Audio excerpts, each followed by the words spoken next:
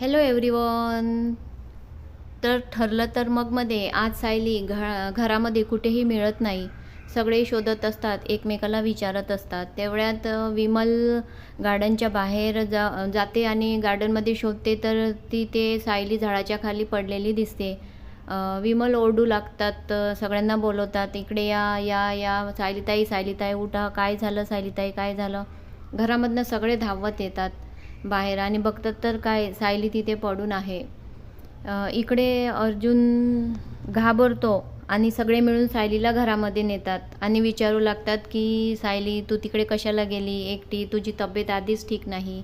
इकडे जेलमध्ये महिपतला भेटायला सचिन येतात. सचिन म्हणतात की तुम्हाला जे सर्टिफिकेट मिळलेलं आहे महिपतला, जे त्यांनी चांगलं वागल्याच्याबद्दल, ते तुम्हाला कामी येणार. आणि वकील पण म्हणतो हो त्याच्याने तुम्ही लवकर सुटू शकता. पण महिपत म्हणतात हो, मला जर जेलमधून सुटका मिळाली तर मी आता चांगलं वागेन, मी आता कसलंही चुकीचे काम करणार नाही. नागराजच्या मनामध्ये येतं की हा जर सुटला तर मी तर आणि चांगला वागला तर मी कधीच जन्मभर जेलामधून सुटू शकणार नाही. आणि सचिनलासुद्धा वाटतं की हा जर सुधारला तर हा माझ्या कोणत्या कामाचा. अश्विन सायलीची BP चेक करायला लागतो. BP चेक केल्यानंतर तो नाडी चेक करायला जातो. तेव्हा सायलीला वाटतं की जर अश्विन भाऊजीने नाडी चेक केली तर माझं प्रेग्नेन्सीचं समजून जाणार सगळ्यांना.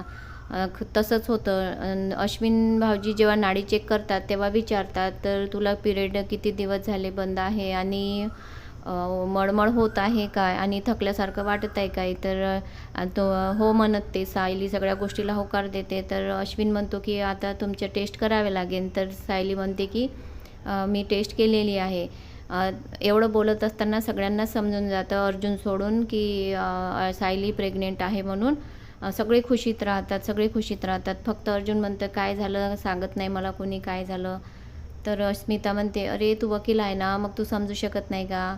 आणि मग प्रताप म्हणतात की तू जेव्हा बाप होशील ना 8 महिन्यांनी तेव्हा तुला समजेल.